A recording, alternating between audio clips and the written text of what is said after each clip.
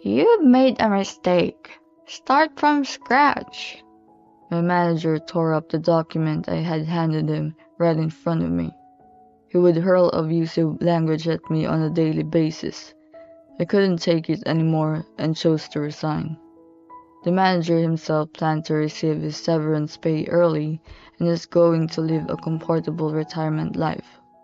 I couldn't stand the perpetrator of harassment to live happily ever after.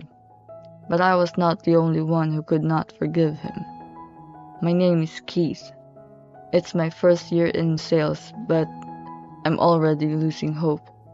When I was searching for a job in my senior year of college, I met Mr. Miller, a sales manager at a career fair where various companies gathered. You are suited for sales because you are very assertive, he said to me. I was so happy to hear the sales manager praise that I applied for the job, and the interview process went smoothly, and in no time, I was hired. However, when I started working at the company, I found that it was a company with terrible working conditions, where long working hours were the norm. Moreover, harassment from the boss was rampant. You're so incompetent. Just quit already. Mr. Miller abused the new employees, a side that he did not show at the career fair. I couldn't tolerate it, so I couldn't help but speak up. What you just said is harassment. I saw my colleague being cornered, so I just had to say it. After that, I started to be the target. By the way, the colleague I covered for quit after that. I'm going to make you quit just like him. The manager who declared harassment abuses me day after day. If you don't finish your work, you'll have to work on your days off. Make 100 sales calls a day. It was an everyday occurrence to be told to do something unreasonable like that. When I tried to ask for help, my seniors and peers turned a blind eye. As long as I'm their target, they wouldn't get harassed. They didn't want to get involved, so they just kept silent. There was no one here to help me. The only person who was there for me was Megan, a female employee in the accounting department. When Megan saw me being harshly scolded by the manager, she began to worry about me. She noticed the manager's brutal tone toward me. If you don't have anyone in the company you can talk to, how about talking to the Department of Labor? She gave me advice and encouraged me saying that. But at the time, I was mentally exhausted. I didn't even have the energy to consult with the Department of Labor. Megan continued to be very concerned about me, and we grew a relationship as we went out for dinner several times. We eventually started dating without telling the company. Even when work is hard, just having Megan there gives me the energy to go to work. It was fun to keep our relationship on the down low so that our co-workers didn't find out. Nonetheless, it didn't change my manager's attitude. Although I had the support of my girlfriend, I gradually became mentally drained. One day, I made a mistake in my paperwork. Turn it in first thing tomorrow morning. I was given the work at the end of my regular work day. I worked as hard as I can to finish it, so much that I had to catch the last train home. Mr. Miller checked the paperwork and said, You've made a mistake. Start from scratch, and tore up the documents in front of me. Moreover, he would shout, You're useless. You can't even make a simple document. You're fired. If I had been my usual self, I would have begged him and asked for another chance, but I couldn't stand it anymore. It was as if my body was telling me it was at its limit. Okay, I'll quit. My words caused a stir among the other employees, but Mr. Miller grinned and said, No company will hire somebody like you with no work history. You'll be unemployed for the rest of your life. I voluntarily resigned for personal reasons, but it was like I was backed into a corner and got fired. I was so frustrated that I cried out loud when I got home. I told my parents how I ended up quitting my job. They were furious with Mr. Miller. "I get a job, so you should come back." My father wanted me to go back to my hometown and get a job there. I had come to the city after college for my job. The career fair where I met Mr. Miller was local college students. I was happy and grateful for my father's offer, but I had Megan to think about. Couldn't come up with an answer on my own, so I decided to ask Megan for advice. I think it's a good idea to stay with your family and take it easy for a while. Even if we'll be long distance, it doesn't mean we can't see each other. And so, with Megan's words, I made up my mind to return to my hometown. My father introduced me to a new job at a company headquartered in the city. It is a relatively large company that is involved in a variety of businesses. I'll work in a small branch office, but if I work hard enough, I might be able to move to the head office. I promised Megan, saying, and make sure I get transferred to the head office. After 3 years, I was transferred to the head office in recognition of my request and my job performance. I guess it was the result of working harder than anyone else, because I didn't want my father, who introduced me to the company, to lose face. Work at the head office was going well. The quotas were fairly strict, but there were no bosses yelling at me like at my old job. At times like this, I wondered how Mr. Miller was doing.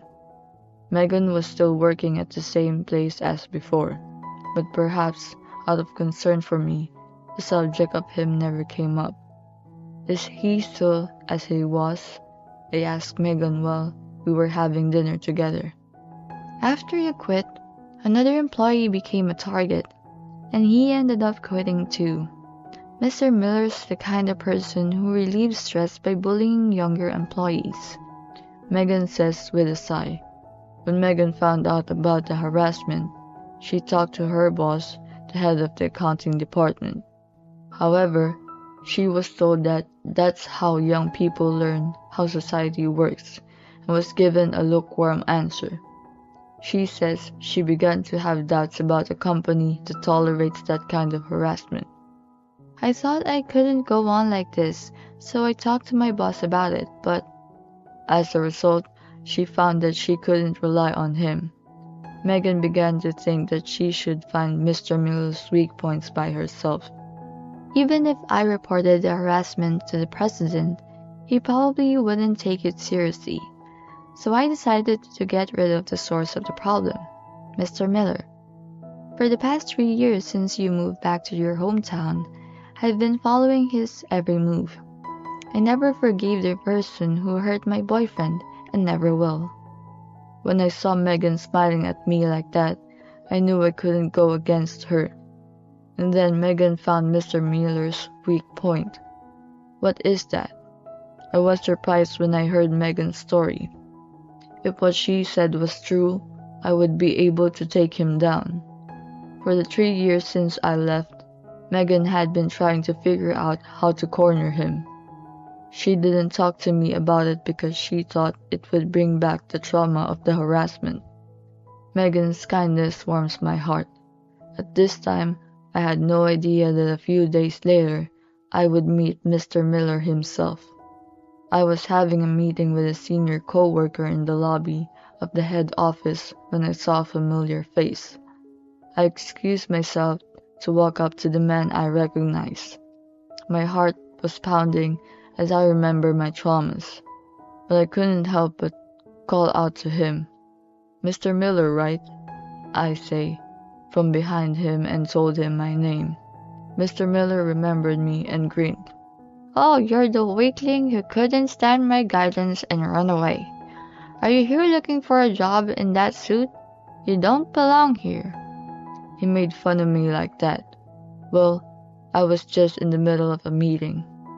"What can I do for you?" I didn't take his bait and gave him my sales smile. Then, Mr. Miller sensing the situation, gave me a disapproving look and said, I'm here on a business meeting. It doesn't seem to be with the department to which you belong. It's a shame we can't work together, he said, obviously not meaning it. I chuckled to myself. Then he starts boasting about his accomplishments, perhaps because I was his old subordinate and was even the one whom he harassed. This business meeting is my last. I'm going to retire early and enjoy my retirement. And I'll be getting more than enough severance pay. It was worth working for the same company for decades. I guess this won't happen to you though, if you've been moving from one company to the next. I knew it was a provocation, but I lost my temper. During the rough times I had to endure the harassment, I was so miserable seeing my girlfriend worried for me that there were times I wanted to disappear. However, the perpetrator, Mr. Miller, never showed any remorse for what he did. I couldn't help but feel angry at him. I felt ashamed of myself for causing trouble to Megan and my parents because of someone like him. It's good to hear you've worked so hard for decades, but no severance pay for you, I said in anger. What? Mr. Miller asked, confused. What are you talking about? What are you going to do with my severance pay? What's more, how dare you to talk to me like that? Even though we don't have a boss-subordinate relationship, that's not the kind of language you use with your elders. I'm taking this matter up with your boss. I interrupted him as he started lecturing me.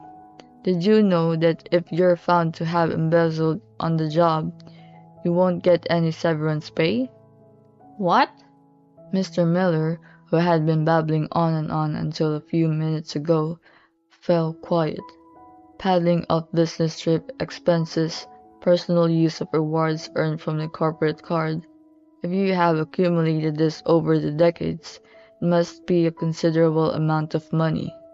If the president found out, you would not only lose his severance pay, but could even be dismissed before you're retired.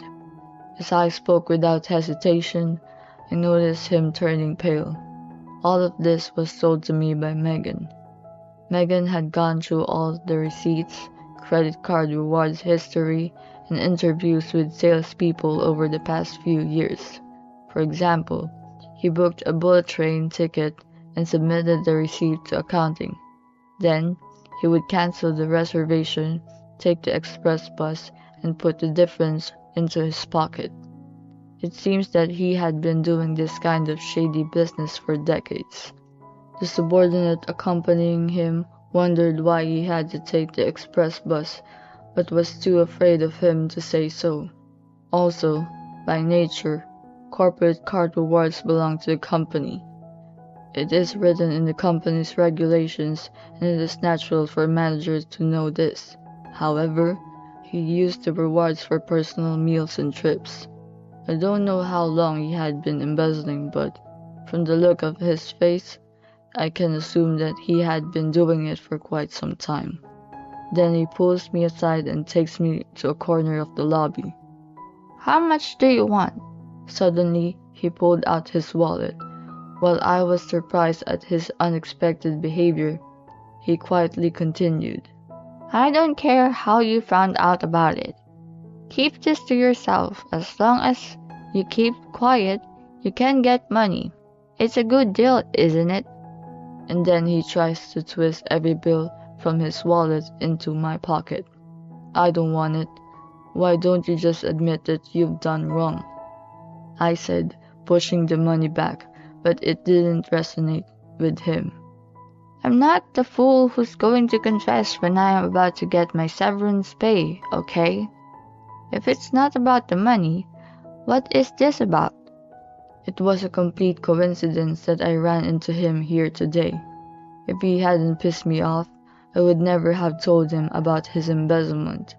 So, I didn't approach him with any purpose in mind.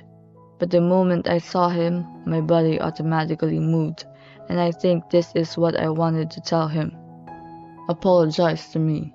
Your harassment made me mentally ill, so I wanted you to apologize to me here, with sincerity, and swear to me that you will never harass anybody again." I'm sure he is very reluctant to apologize to someone of a lower rank, a former subordinate. But he seemed to realize that if he didn't apologize, I would expose his embezzlement. He glared at me and clenched his fist. Then he straightened his posture and bowed his head at the right angle.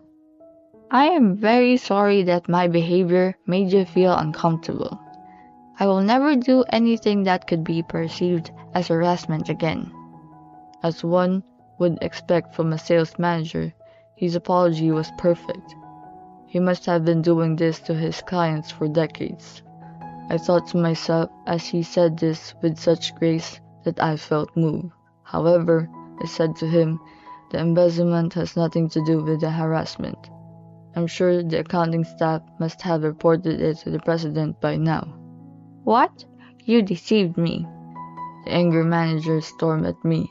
He looks as if he's about to punch me in the face. At that moment, his phone rings.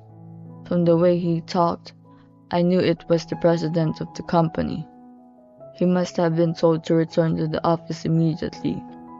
"I've been out of the loop for so many years. Why now?" Mr. Miller buried his head in his hands. A brilliant accounting staff found out through sheer persistence. "Isn't that amazing? She's my girlfriend, you know." I chuckled, and the manager looked like he wanted to say something, but then he ran off. I left the meeting in the middle, so I apologized to my senior and told him what had happened. He advised me to sue him now if I had any evidence of the harassment. I had plenty of evidence.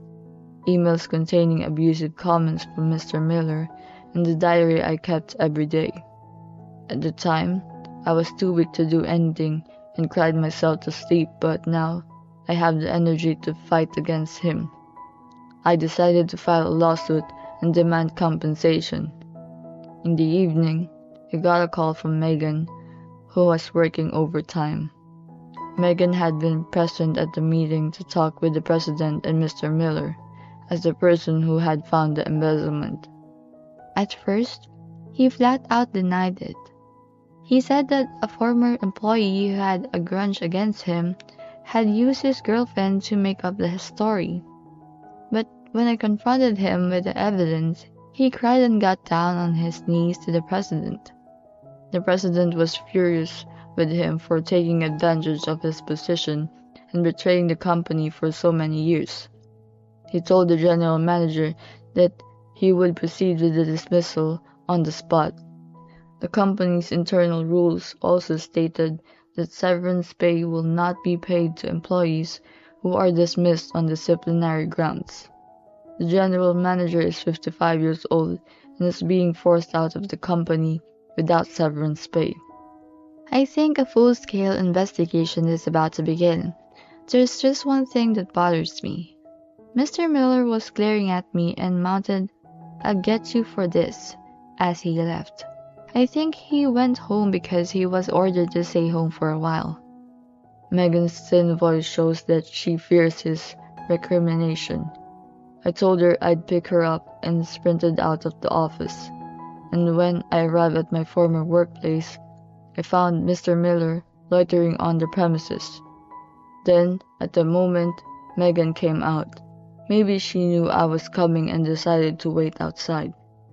Upon spotting Megan, Mr. Miller scurried up to her and swung down the bag he was carrying. "Ah!" Megan lets out a short scream as she is attacked by him. Oh, I slipped in between Megan and Mr. Miller in the nick of time, and the bag hit me directly on the head. He then tries to run away in a panic. "Someone, please, help!" Megan yells for help, and the two men walking nearby seize him. "Stop it! Who do you think I am?" Megan called the police with trembling hands as Mr. Miller was making a scene. Onlookers gathered at the office of my former workplace, which stands along the main street. "My life is over," he shouts, not caring that the onlookers are taking videos of him. There are tears in his eyes, but I don't feel sorry for him. I have no sympathy for a man attacking an employee who accused him of his wrongdoing. I'm sure this incident was caught on security cameras. I'm going to charge you a fee along with a harassment compensation. Ah, Mr. Miller groaned and then became quiet. He was taken to the police station and Megan and I explained the situation, and so ended this long day. After that, the manager was fired from embezzling money and committing violent acts, and of course, the severance pay we had hoped for was zero. I had promised to pay my grandson's education with my severance pay. Megan heard him crying to the president. As a result of our investigation, the amount of money accumulated over the decades is in the tens of thousands of dollars. He would have to pay back all the money he embezzled. The alimony I had claimed had also been paid, so his family's finances must be a mess. I'm sure he had some trouble within his family. There is a strong possibility that his wife has asked him for a divorce. Having lost everything, he is sure to lead a miserable life. Megan resigned for her job after the incident. She is afraid of being attacked again. Well, I guess I'm unemployed now. Megan says with a small smile. It's okay, I'll protect you from now on. So let's get married, I say as I hand her the ring. Megan is laughing and crying with happiness.